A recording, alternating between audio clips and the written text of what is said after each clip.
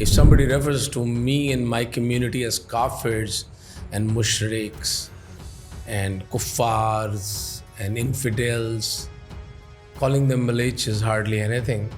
It took 13 years for them to defeat Persia and make Iran. 7 or 8 years to defeat Mesopotamia, make Iraq. 1 year, Surya becomes Syria. It is Ian Austen, a British historian, who writes that the defeat of Arabic Islam by the Hindus of the subcontinent was the biggest turning event. Had it not happened, entire globe would have been Islamized. Imagine Islam defeating Hindus, equipped with our numbers, equipped with our wealth, equipped with our technology, equipped with our weaponry. Manpower. Who would stop Islam? Burma? Thailand?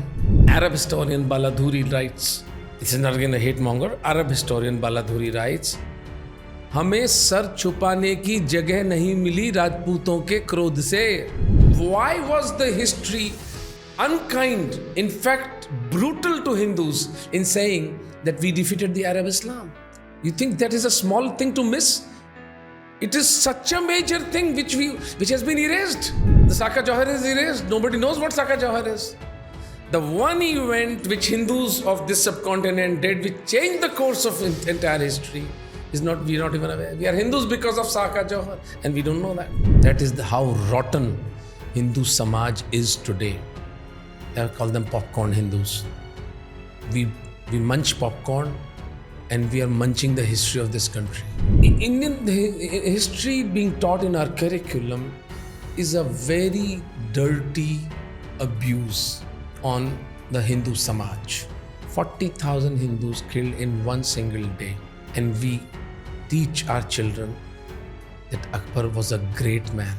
Hi friends, you are watching Defensive Offense English. If you like the video, please hit the like button, subscribe to the channel, press the bell icon, and if you want to support us, please support us on the links that are given in the description and the pinned comment. Thank you. Jai Hind friends, you are watching Defensive Offense English, and this is Vaibhav. Today we are joined by Dr. Omendra Ratnu. Very welcome, sir. He has written a very, I must say, a fantastic book, Maharana, and we are going to discuss this book today. And he has busted so many myths that have been stick to the majority Hindu community in India, that we are not martial races, we have been slave for 1,000 years, we are most subservient people, we give up our arms every time some invader comes in, and we have been subjugated by each and every Tom, Dick and Harry who has arrived on our shores or on our borders. Welcome, sir. Namaste. First of all, it's a pleasure being grilled by you. Wherever we have talked informally many times, yeah. But this is a formal interview with you for my first time, and I'm looking forward to it. Thank you so much, Dr. Saab. But before we start this book, I wanted to start this conversation with the language. The language that you have chosen for this book. Some may say it is very blunt, some may say it is very bold, but some may say that this is not literary kind of words that somebody should use while writing a book. That too when you are referring to history and culture. So, like for example, you have used words like militias. Yeah. Militia for Mughals and Arabs and Turks, Yes. who have come. So, don't you see that it is very extreme that you have used such words and you shouldn't have done it? Well, to give a very pedestrian logic to this question, if somebody refers to me and my community as kafirs and mushriks and kuffars and infidels, calling them Malaysians is hardly anything. What does it mean? What does it mean? Malaysia? Yes. Malaysia is, I think it's something to do with mal, something to do with Filth. Yeah, filth. So I am not apologetic about the language I've used. There are a lot of so-called intellectuals who came to me and said, you should tone down your language. I said, why? I am a Charan by my birth, my community. Charans all through the past 1500 years of resistance to Islam have been known to be speaking their mind, and we never were afraid to give our piece of advice to the local Raja, the Maharanas. They all used to counsel us, and we would not mince our words. So first of all, I'm carrying that legacy, the genetic, that element. My grandfather used to write such strong-worded letters to Indira Gandhi, and he hated the establishment of the leftist jihadis which this country inherited. And he used to write very strong-worded letters to these people. His literature is there in Dingle language, of course. It's a language that is dying now. But that is my legacy. But to come to the meat of it, how do you awaken a slumberous Hindu Samaj? You cannot serve sugar-coated tablets anymore. That is my concerted opinion. I felt cheated. I wept through nights. Countless nights I would weep through the night. Just as I was writing this book, it was a journey for me through the sufferings, the sacrifices, the cost our forefathers and our foremothers have paid. And instead of glorifying that glorious history, the Malechas, the third-rate historians of this country, completely whitewashed that history.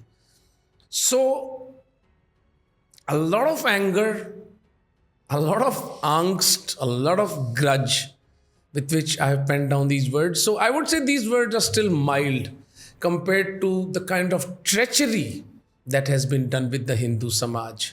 I'll give you an example.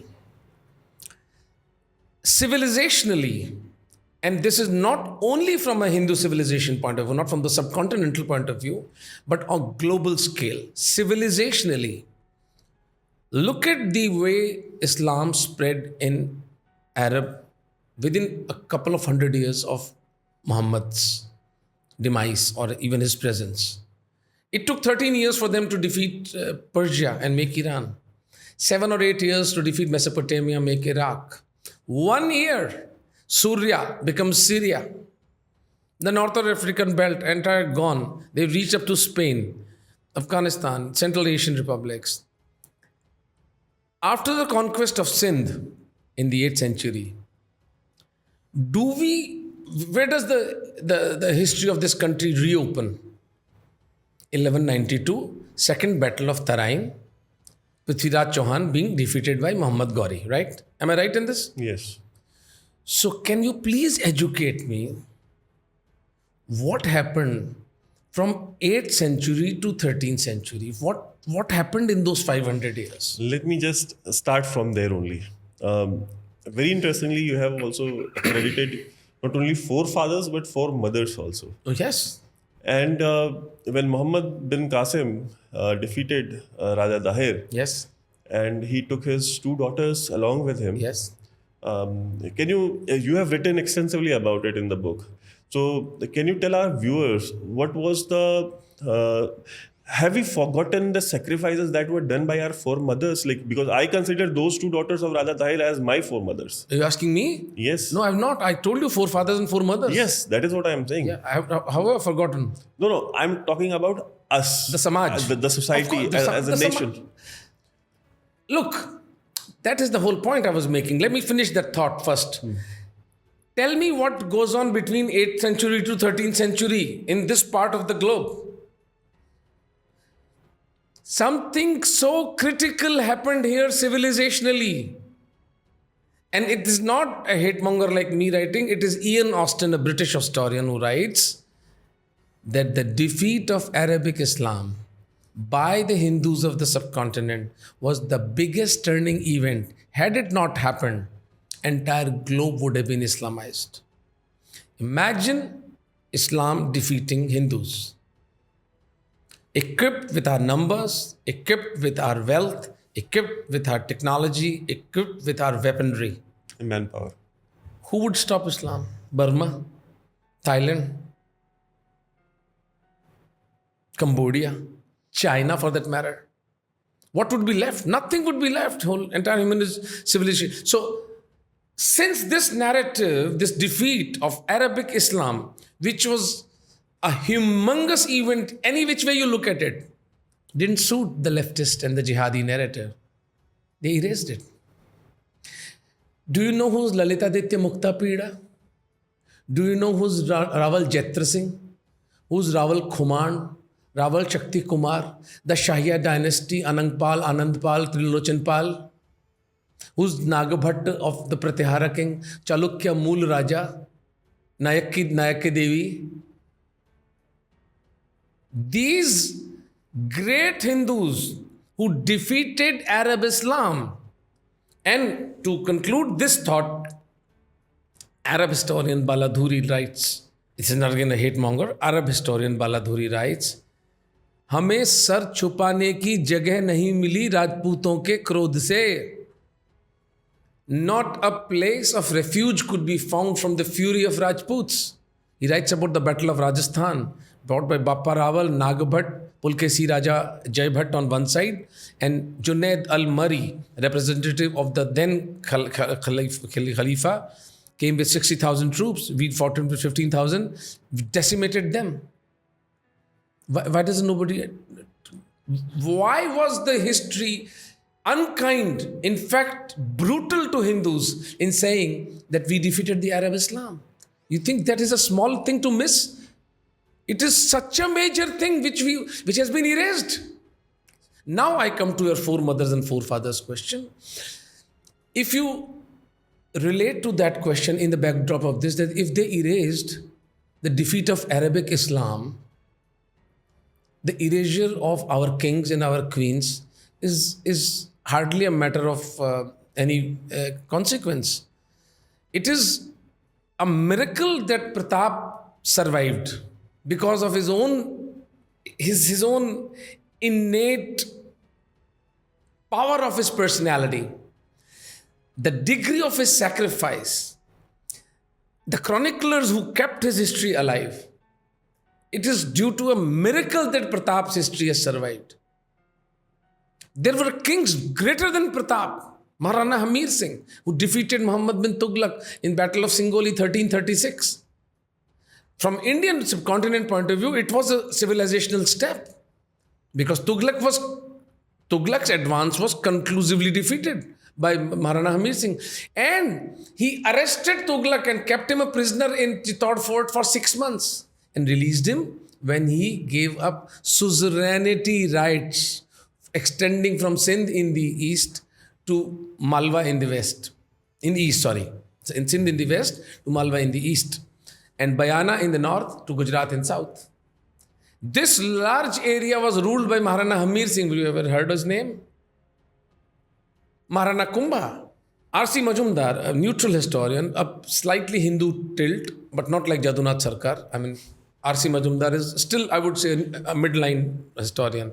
At least he has done some justice by at least mentioning these names. He writes in his book, Delhi Sultanate, that a day will come when 60 inscriptions lying here and there in Rajasthan will be uncovered and read by technical people, and a book written on Maharana Kumbha, because he was a king of the caliber of Harshavardhana, Ashok or Vikramaditya. That is the amount of injustice we have done to our forefathers. And as for foremothers, this shameless society endured the vulgarity, the obscenity of the name of the greatest queen of Hindus, Maharani Padmini, being changed to Padmavati. And an impotent Samaj just witnessed it. Though, to the credit of my Rajput brothers in Rajasthan, I take pride in this fact, we did not allow this movie to be seen in Rajasthan theatres. If had it been in my control, I would never have been allowed the release of this movie pan-India, because it reduced Maharani Padmini. It falsified her story. It somehow glorified this guy, Khilji. Khilji, who was a murderer and This is the story that forefathers, the Saka Jawhar. The Saka Jawhar is erased. Nobody knows what Saka Jawhar is. The one event which Hindus of this subcontinent did, which changed the course of entire history, we're not even aware. We are Hindus because of Saka Jawhar, and we don't know that. So let's not even go there that like the foremothers, what has been erased.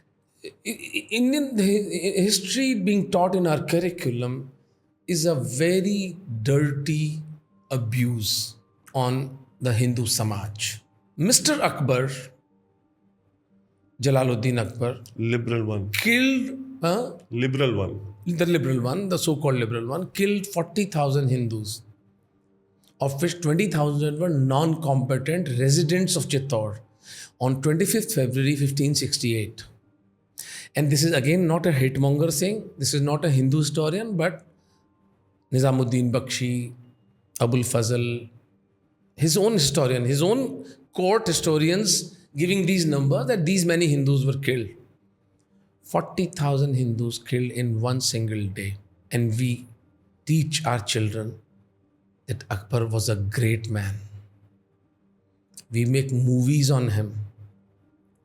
And we go and watch those movies and let ourselves be brainwashed by lies.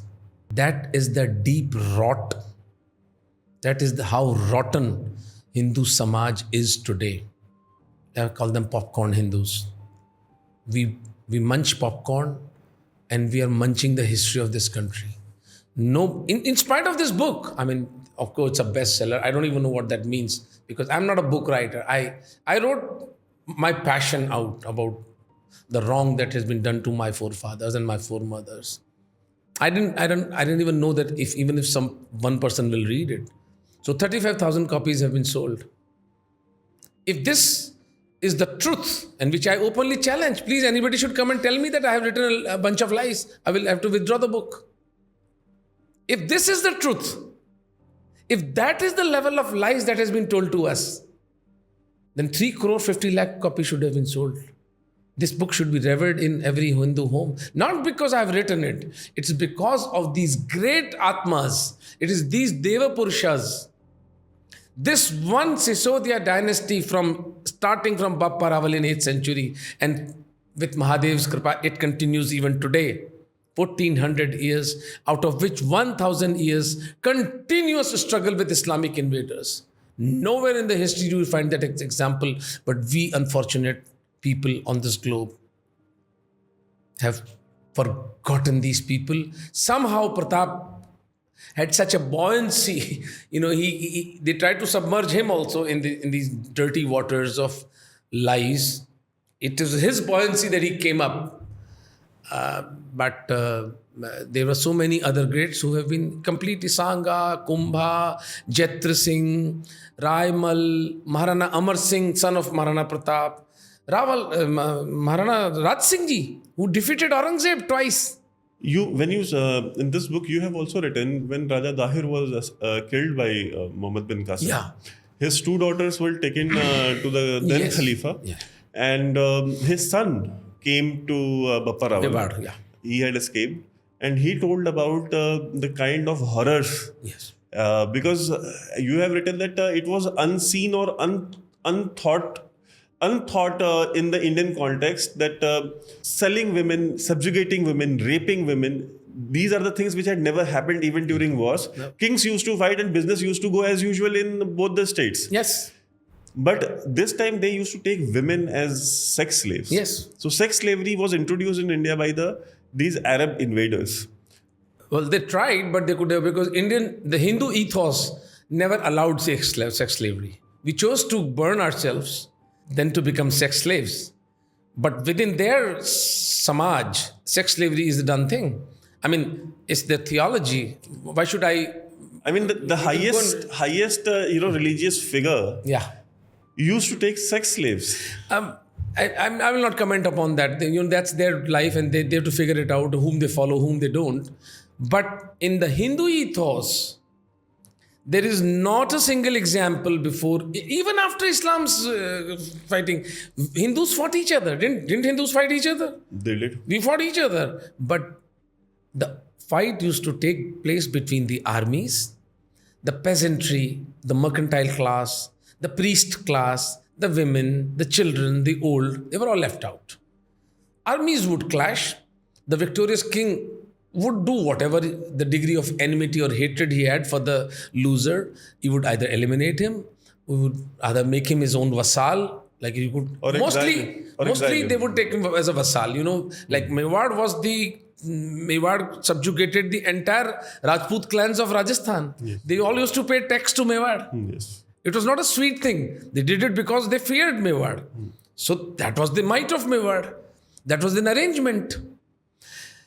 So the mercantile class, the female, the children, they were never touched. These were the Hindu rules of engagement in war.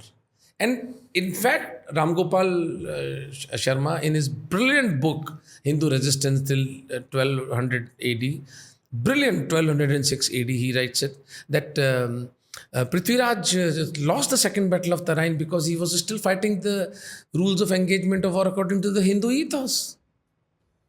That शाम होने के बाद में नहीं लड़ेंगे, right, सुबह से पहले नहीं लड़ेंगे, पहले टॉयलेट जाया, उसके बाद में लड़ाई होगी.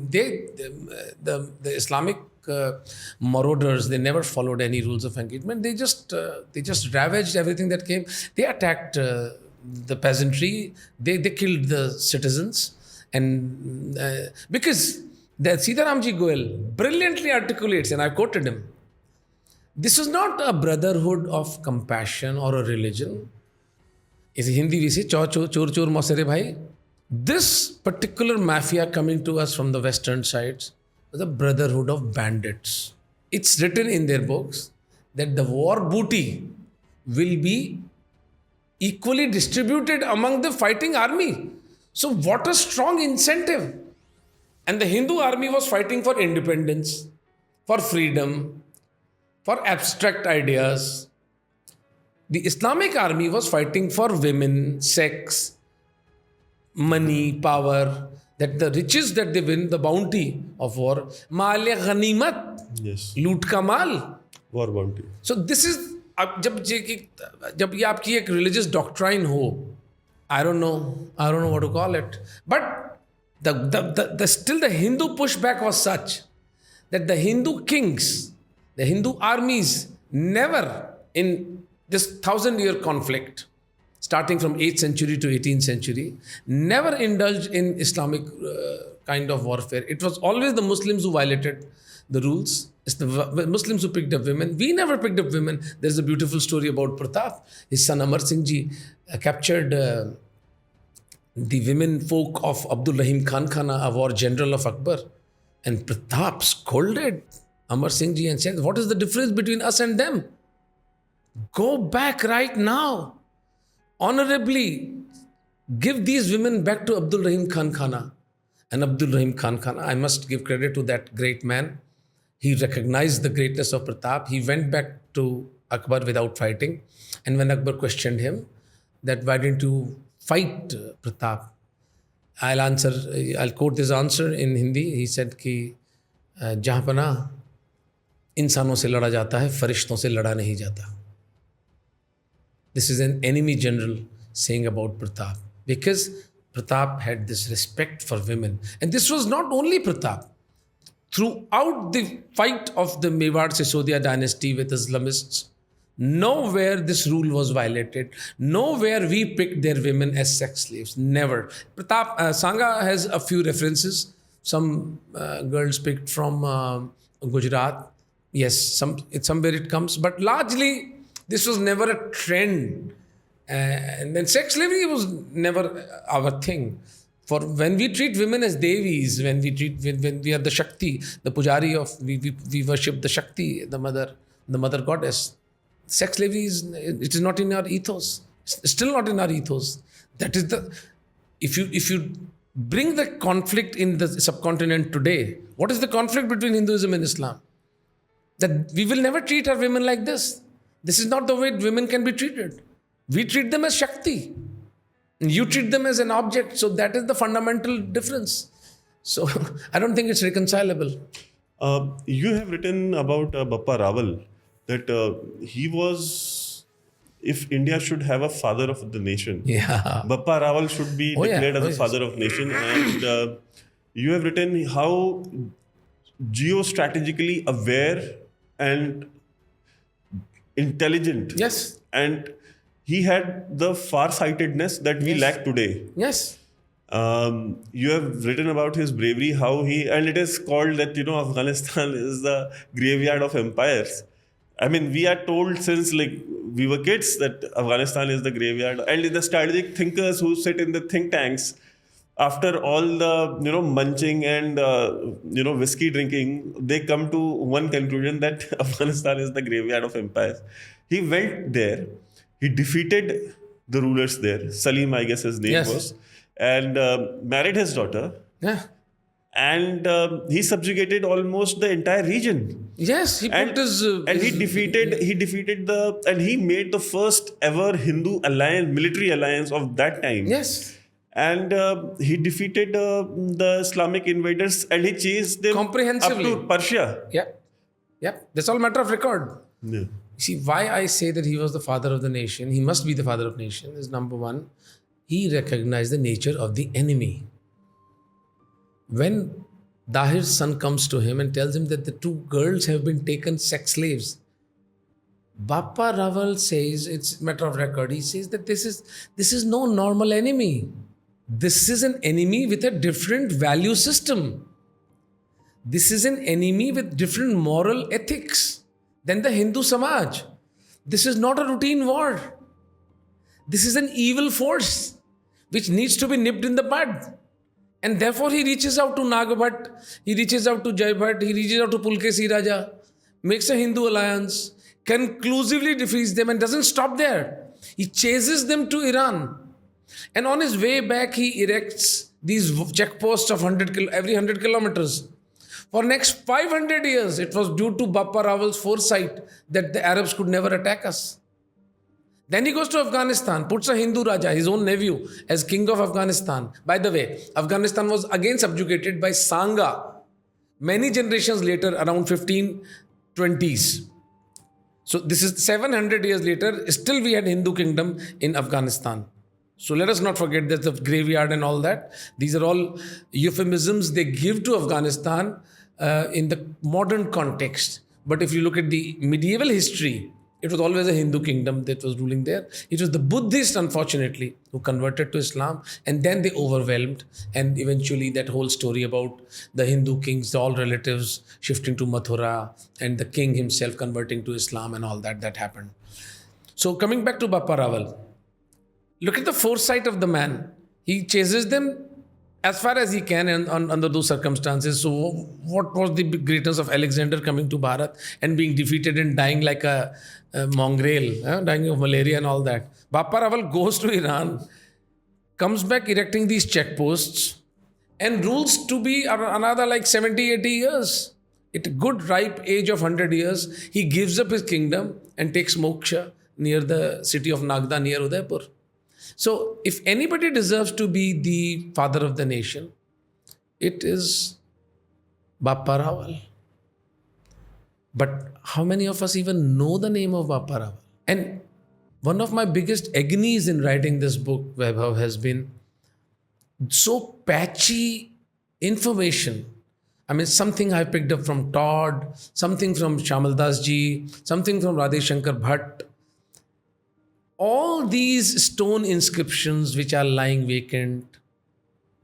I'm told, James Todd, when in the beginning of the 17th century, 18th century, when he went back to England, he took a lot of, hundreds of these stone inscriptions from Chittor Fort. And around the Mediterranean, there was a storm, and the captain asked that if you can please deload some of the... He threw those inscriptions into the Mediterranean. Those priceless records of history were thrown into the Mediterranean. R.C. Majumdar, I've already told you, he said there are 60 inscriptions about Kumbh that should be dug up, and everything should be deciphered. And the archeological evidence, if left to me, if I had the money, if I had the resources, I would dig up the site of Battle of Mewar. I would want to see the remains of Behlul Khan. I mean, if actually he was cut into two, that burial site would be there somewhere. Use the modern technology, use satellite imaging, whatever it was. But find out, give me that skeleton, give me the remains of Behlolka and that horse cut in two. Would that not be an earth-shaking event if we are able to take it out? But even in the Rajput Samaj, even in the Kshatriya Samaj, even the Hindu Samaj, in the Hindu political leadership, the Hindu social leadership, which is practically dead, is there even an effort to corroborate, to dig up new archaeological evidence and substantiate this history? No. I'm not a historian. I'm an ENT surgeon. I've written it out of my passion. I have given references, blah, blah, blah. But the fact remains that so much remains unearthed. So much needs to be dug up. So many evidences put together. So many artifacts collected. So many stories to be weaved together. And a Hindu narrative woven around these great Maharanas. And which Ian Austen said that but for these Maharanas, but for Rawal Khumar, but for Bappa Rawal, and but for Maharana Pratap Singh of Mewar, this world would have been Islamized. Just because they prevented it, we don't value it. One thing more that you have stated in the book is that apart from Taj Mahal and Qutub Minar and Lal Killa, Red Fort, I mean there is nothing else. And out of that, you have said that Taj Mahal and Qutub Minar are disputed because there are other claims also. So they have not built anything. But we see these places, these sites as popularized not only by the government but also by the popular culture, pop, Bollywood, this and that. And whenever people come from abroad, the government, even if the government goes outside, advertising about tourism in India, incredible India, they always show Taj Mahal and Red Fort as the sites to see. Kumbhalgarh, a fort which is a masterpiece, and just thinking about creating such a structure in those times and those 1450 in yes, and in a territory or in a geographical area where it is. I mean, if anything that can be matched to the formation or the building of Kumbhalgarh Fort is those are the pyramids of Giza. Yep. I mean, in such tough terrains, yep, water scarce areas, building such a fort. I mean, can you please elaborate on this argument that you have tried to frame in the book? Yes, I'm writing another book by the title The Lie Called Delhi Sultanate. Because even this so-called Mughal Sultanate, there's a brilliant book by Mr. M.A. Khan, an ex-Muslim, Islamic Jihad, Conversions, and he has calculated empirically the economic cost of the Islamic invasion on the subcontinent. It's a brilliant book. Anybody who has even an iota of interest in history must read that book. I've quoted from that book in this book. Yeah. So here you are eulogizing three buildings in this so-called 1,000 year of Islamic rule. Okay? I contested in my book that there was no Islamic rule. If you're constantly fighting, sometimes you're winning, sometimes I'm winning, all the rule that you establish is in alliance with Hindu kings. I fail to understand what kind of Islamic rule was this. Islamic rule was in Persia, where in 17 years, the entire Parsi population had to either flee or convert to Islam. That I call as Islamic rule. 120 crore Hindus sitting on the breast of Islam today is enough evidence for me to say that my forefathers won this war. Now, all I need to do is to gather evidence that how did it happen. मैं कई बार कहता हूँ कि मैं वो अभागा writer हूँ. People go from observation to inference. Yeah. Like when Newton saw the apple drop, he said, "Oh, there is gravity." मैं वो अभागा राइटर हूँ who has gone from inference to observation.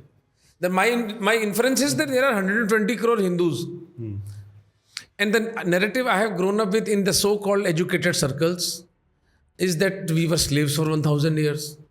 Now, I can't make any sense of this because when Islam enslaves a country, it converts it. That is the primary objective. What prevented them from? So immediately these Islamists, they changed their tact. We didn't do it out of compassion. Actually, we were here to humanize you. Okay, then what trade routes did you build? What economic prosperity did you bring? What were the buildings that you built? What were the cultural, literary creations at your times, except the bunch of lies by Farishta and Al-Baruni? Nothing. Zilch. And yet the crooks of this country who call themselves as historians, they created a euphemism of Delhi Sultanate. Do you know when was Delhi actually conceived as a city of any consequence? By whom? By Shah Jahan. Before Shah Jahan, Agra was the center of power. Delhi was a cantonment area. What Sultanate are we talking about? When Delhi itself comes into existence in 1650 as a city, and the era of Delhi Sultanate is from 1192 to 1527, Battle of Khanwa, Battle of Tarain to Battle of Khanwa, right? Slave dynasty, Khilji, Tughlaqs, Sayyids and Lodhis. 5 of these sultans were defeated and kept prisoners like dogs by Mewar Maharanas, but they were sultans. Please tell me a sultan who is treated like a dog by Mewar Maharana finds his place in the Indian history curriculum. That Maharana who defeated him and enslaved him and kept him as a prisoner doesn't find any name here. Please educate me that this adage that the victor writes the history gets defeated in the Hindu history of this country.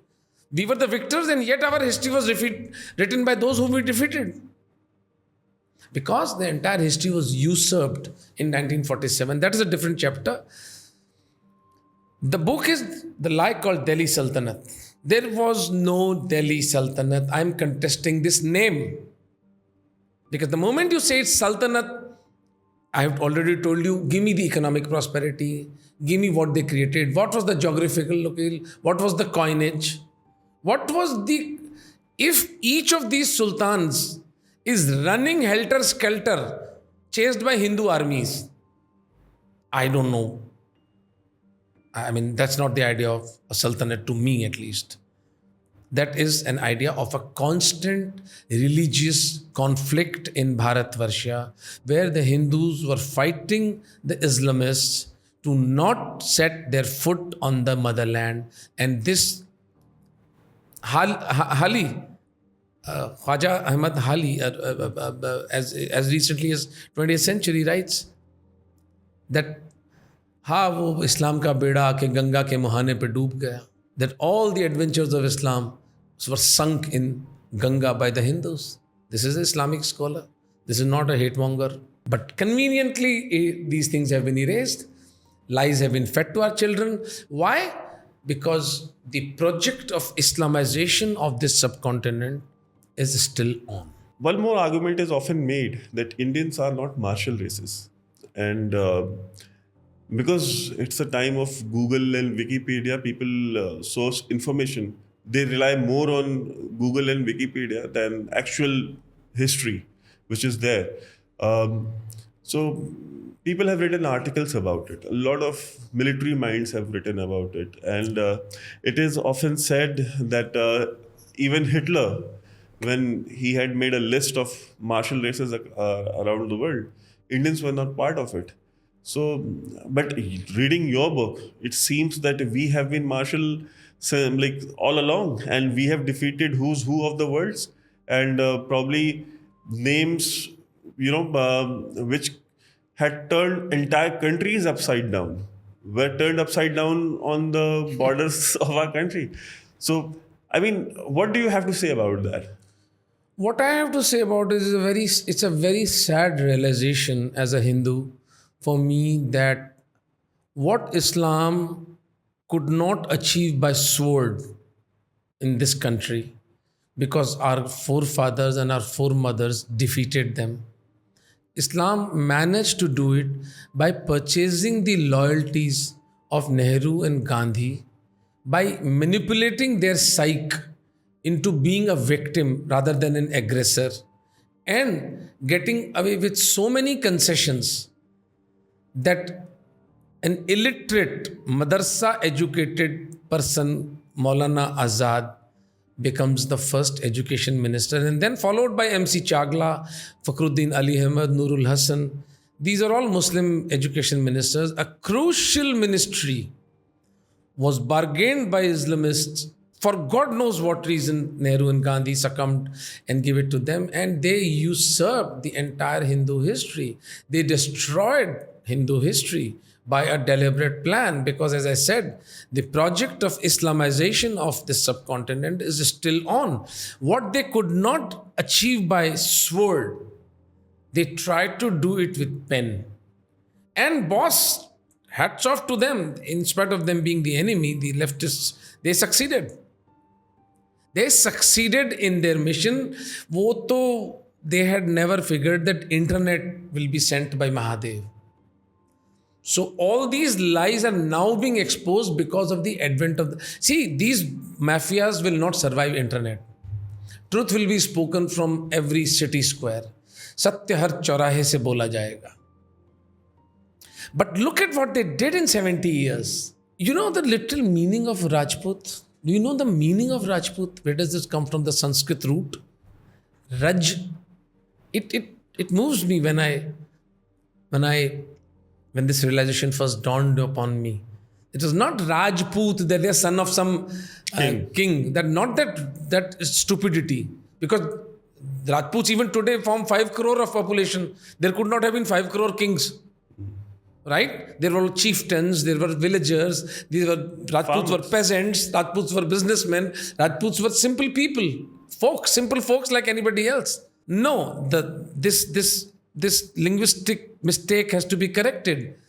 Raj in Sanskrit is mitti, is earth, mother earth, and Put is the son of the soil. By those standards, I am a Rajput. Any Hindu who has fidelity to the motherland is a Rajput. But confining ourselves to the caste called Rajput, there is no expression in English, so I will have to say this in Hindi. अपने जीवन को मिट्टी के घड़े की तरह फोड़ डाला इन लोगों ने. They made their lives so cheap. Because what they were giving their life for was so valuable. The principle of Sanatan Hindu Dharma, the principle of the honor of their women was so vehemently important that they laid down their necks. And to say that these valorous people were cowards, they were losers, they used to consume afim, that they fought each other, that they never won a war. You have destroyed the leftists, destroyed the morale of our martial communities, of which the biggest sufferers have been the Rajputs. You meet an average Rajput in Rajasthan today, he's so introverted. What will an honorable man do if you question his legacy and his history? Constantly you ridicule him in parties. What we do to our Sardar children, we mock them. And that's the biggest stupidity Hindu Samaj can do is to mock Sardars in their Sardar jokes. It is pure evil. Same is done about Rajputs. We have these list of Thakur jokes that Rajputs are such idiots. And the poor Rajputs, they have to laugh with us. But what is the consequence of that ridicule? What is the consequence of that constant showing them down for the glorious history? Either they can become belligerent, which some of the Rajputs did. They took to crime. They took to Gundaism in university elections. In the 70s and 80s, when I was a young man growing up, I saw these belligerent Rajputs. Or majority of them, they introverted. They went into businesses. They went into hoteliering. They became darbans outside hotels, big mustaches. But if you look at an average Rajput, that fire, That deep sense of honor is gone because these are schizophrenic people. The sin was committed by the leftists and the so-called Hindu intelligentsia of this country as it watched our glorious people, our martial communities, and this was done to all communities, but more so to Rajputs, but also done to Jats, the Gurjars, the Kurmis, the Dalit Samaj, the Valmikis and the Khatiks, who were warriors of the highest degree. All of them were shot down by the so-called Hindu intelligentsia of this country. As a result, they introverted. Within themselves, they have this fire that, okay, we should stand for honor, we should stand for justice. And then the historian comes, you were all losers. You never won a war. Now, everybody is not an academician. If your strict curriculum is telling this to your child, you're growing up with those lies. I myself grew up with those lies. I have a very headstrong personality and I blasted through those lies. That doesn't mean that everybody is free of those lies. So we have deliberately crushed the morale of our martial communities. It was done with a ploy. And look at Twitter trends today.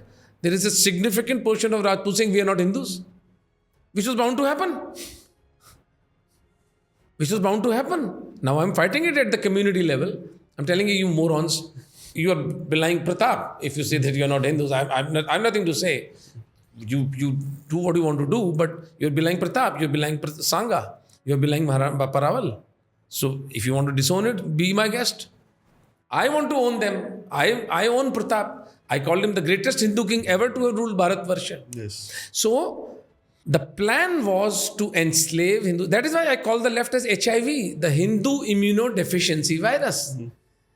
To weaken our defenses, they maligned our martial communities. That is why I call them, the left and the Islamists are the HIV of the Hindu Samaj. If Hindu Samaj is a body, then they are the HIV. Thank you so much. And I would recommend all my viewers to please go and buy this book. Every household must have this book. If your kids are not reading this, you are not teaching them the correct history. Thank you so much. And looking forward to doing another video on your upcoming book. Thank you so much. Thank you, Vaibhav. Thank you so much.